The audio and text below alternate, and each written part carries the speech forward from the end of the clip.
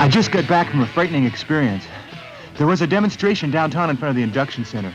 The crowd must have been in the thousands. Some students had megaphones and were publicly denouncing the war. Later, 2 guys began burning their draft cards, and the police came and hauled them away. If Dad knew I was at that demonstration, he'd probably cut off my tuition money, and I need that to keep my 2S standing. This war's insane. This whole society is sick. I think it's time we get up and do something about it.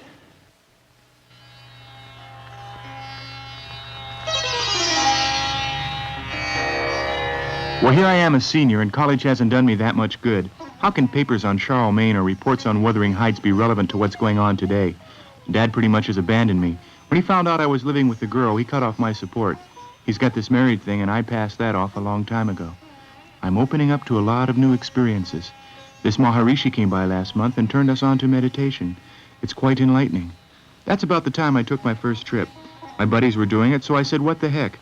But I also wanted to find something deeper, to see if there's any roots to myself, to see whether the real me was good or evil. The trip was a bummer because I kept thinking of Dad. And now for the news. In Paris, peace talks between the U.S., Saigon, and Hanoi governments were again delayed due to disagreement on the size and shape of the negotiating table. Meanwhile, in Southeast Asia, both communist and American troops are being reinforced in order not to give up any ground. At present, the U.S. has committed over 500,000 men in South Vietnam. Locally, the funeral of Private Harold Edmondson was held near Melody Gardens in commemoration of his death in action last month. He died during a guerrilla raid at Londoc near the DMZ. He is survived by his parents, Mr. and Mrs. William Edmondson. This brings the total death count to somewhere around 24,800 men. The recent assassination of presidential hopeful Robert Kennedy has changed the nature of the upcoming Democratic Convention in Chicago next month.